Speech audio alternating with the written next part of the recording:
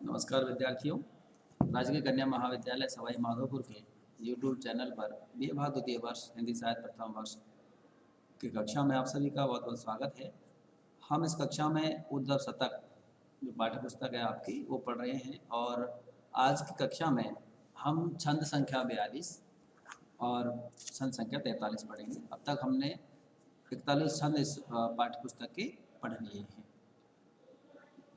पहले हम इसका जो है छंद का पाठ करेंगे, तत्पश्चात इसका कठिन शब्द, भावार्थ, काव्य सौंदर्य, वैशिष्ट जो भी है वो देखेंगे। देखिए छंद संख्या 42। नेम व्रत संजमी के पिंजरे परे को जब, लाल को लिकानी लाज को लिकानी प्रतिबंध नहीं निवारे चुकी, कौन गुण गौरव की लंगर लगावे जब, सुध बुध ही को भार टेक कर टारे चुकी, जो गिरते ना करे में सांस घुट, बड़े बूढ़े कौन कूदो हम सूदो यह बाना के विचार चुकी, मुक्ति मुक्ता को मोल माल ही कहा है जब, मोहन लला पे मन माने की ही बार चुकी। ये जो छंद है, इस छंद में जो कठिन शब्द आए हैं वो कठिन शब्द इसमें आप देखिए संयम, संयम जो कि मुख्य रूप से योग साधना में पारिभाषिक शब्दों के तौर पर यह काम में लिया जाता है। इंद्रिय निग्रह और संयम आदि। कुलकानी, कुलकानी मतलब कुल की मर्यादा। निवारी, निवारण या त्यागना। बूढ़े, बूढ़े मतलब डूबना। बानक, बानक का अर्थ होता है स्वरूप या रास्ता। तो जो ये छंद है, इस छंद में उद्धव जब गोपियों को ज्ञान योग का उपदेश देने जाते हैं तो उनका प्रतिकार करते हुए गोपिकाएं अपना जो कृष्ण के प्रति एकनिष्ठ अनन्य जो प्रेम है और उस प्रेम की जो अनुभूति है, अर्थात प्रेम का जो मार्ग है, उसी को सर्वश्रेष्ठ ठहराती हैं।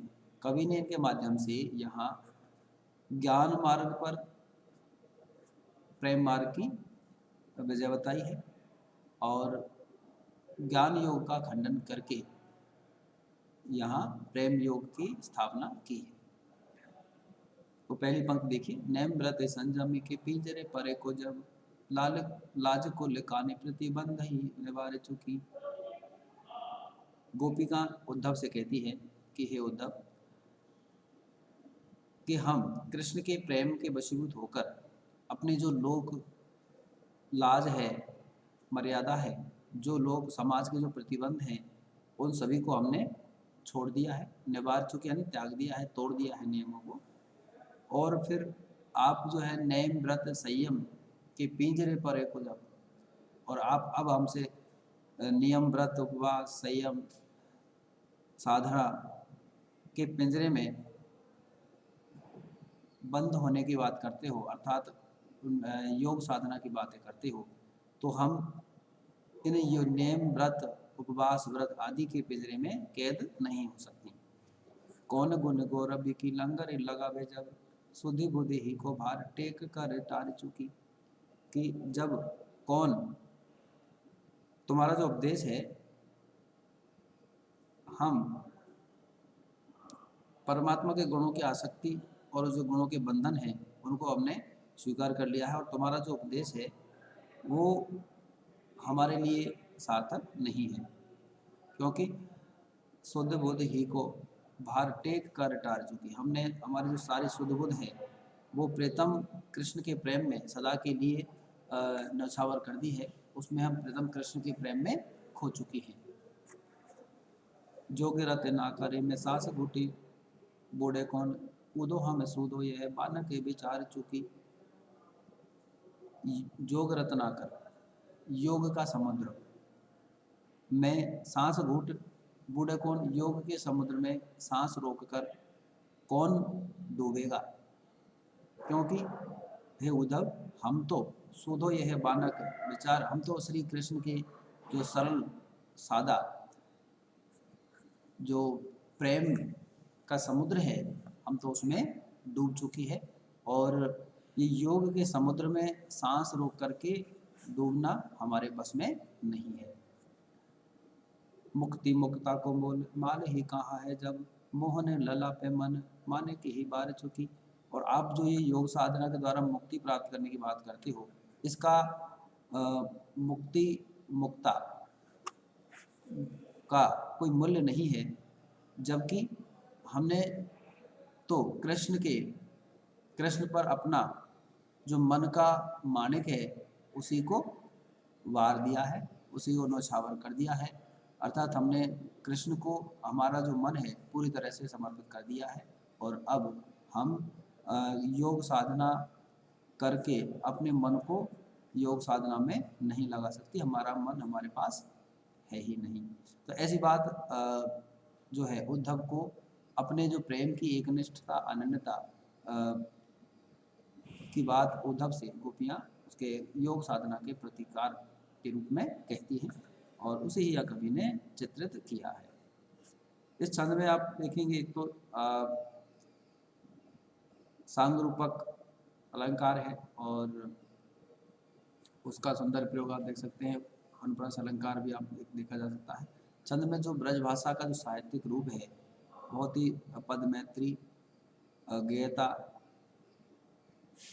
और रवानगी के साथ इसमें देखा जा सकता है। गणाक्षरी कवित छंद की यति गति प्रशस्त है।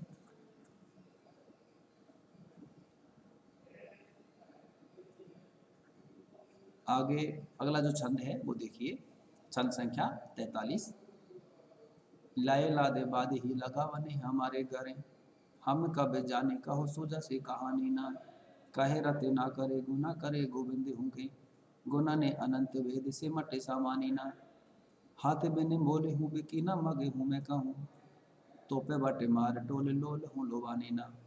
केती मिली मुक्ति मधुबर के कुबर में, उबर भई जो मधुपुर में समानी ना। इस छंद में जो कठिन शब्द हैं वो कठिन शब्द उधर बाद लाए लाद ही, बाद ही मतलब होता है व्यर्थ ही, गरे गले, गुणाकर गुणाकर गुणाकर गुणाकर शब्द ना गुणों की खान। बटमार टोल, बटमार यानी चोर लुटेरे और टोल यानी समूह, लुटेरों का समूह। मुक्ति मुक्ति मुक्ति का ही ब्रज का जो ब्रज रूप है। उबर भई उबर शेष। ये जो छंद है इस छंद में भी गोपियों ने उद्धव पर उपालंब किया है और जो निर्गुण निराकार है की जो दर्शन है उसको तर्कों के साथ में पूरे व्यंजना के साथ में खंडन उसका किया है। तो उसी की अभिव्यक्ति छंद में देखने को मिलती है। कवि रत्नाकर गोपियों के माध्यम से कहते हैं, गोपियाँ कहती हैं कि हे उद्धव, तुम व्यर्थ ही इस मुक्ति के उपदेश को लादकर हमारे गले डालने के लिए आए हो। लाए लाद बाद ही लगा बने हमारे घर, हम कब जाने कहो सोजा से कहानी ना।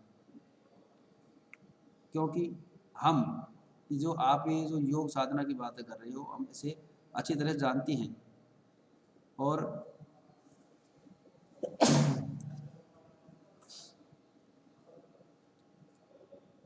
इस जो कहानी को आप और हमें और अधिक मत सुनाओ।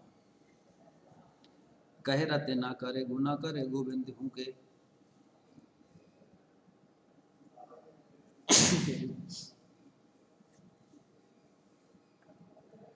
गुना ने अनंत वेद से मटे सामानी ना। कवि रत्नाकर कहते हैं कि गोपियाँ उद्धव से कहने लगी कि हे उद्धव, गुणों की खान श्री कृष्ण के अपार गुणों को भी मुक्ति ने भेद दिया और वहाँ भी मुक्ति समट कर नहीं समा सके। गुना ने अनंत वेद से मटे सामानी ना, हाथ बिने मोल हूँ बिकी ने मग हूँ मैं कहूँ, तोपे बटे मार टोले लोल हूँ लवानी ना। कि ये जो मुक्ति है इसे आप यहाँ लेकर आ गए हो और ये किसी को भी आप इसको नहीं बेच पाए, किसी के हाथ में इसको नहीं बेच पाए और इसको लुटेरों ने भी नहीं लूटा। इतनी अमूल्य है ये जो मुक्ति। तो ये जो मुक्ति है उसको श्री कृष्ण भी इसको नहीं भेद पाए, किसी दूसरे को आप नहीं बेच पाए। किसी अमूल्य वस्तु जो होती है उसे और नहीं कोई नहीं तो चोर लुटेरे ही लूट लेते हैं, लेकिन उन्होंने भी इसे नहीं लूटा।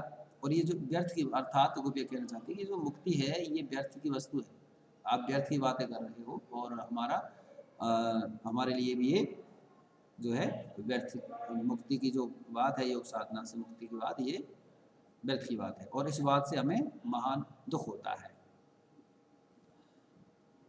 तो गोपियाँ उद्धव से पूछने लगी, अगली जो पंक्ति है देखिए, केती मिली मुक्ति बधु बर के कुबर में, कुबर भाई जो मधुपुर में समानी ना, कि हे उद्धव हमें ये बताओ कि जो कुब्जा थी, कुब्जा है, कुब्जा श्रेष्ठ वधु कुब्जा कहाँ की,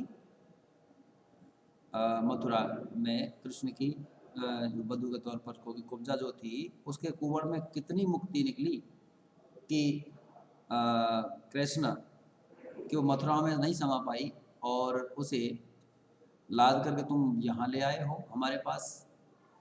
अर्थात गोपिकाएं उद्धव पर ज्ञान योग और मुक्ति का जो दर्शन है उस पर व्यंग करने लगती हैं और उस गोपालम भाव स्वतः ही रहा की अभिव्यक्ति इस छंद में देखने को मिलती है। और इस छंद में इसी तरह के जो बात है उद्धव और गोपिकाओं का जो प्रसंग है, सूरदास का भ्रमर गीत प्रसंग सूरसागर का, और उद्धव जो नंददास है उनके भ्रमरदूत नामक जो काव्य है उनमें इस तरह की जो तर्कपूर्ण निर्गुण निराकार का जो खंडन है वो गोपियों के माध्यम से देखा जा सकता है। और यहाँ जो मुहावरे हैं एक ब्रज के लौकिक संस्कृति के जो मुहावरे हैं उनका सुंदर प्रयोग उसमें सुंदर और सार्थक प्रयोग भी हुआ है। इसमें अनुप्रास के साथ में यमक और समासोक्ति अलंकार भी देखे जा सकते हैं। ये जो मुक्ति शब्द है ये अपने आप में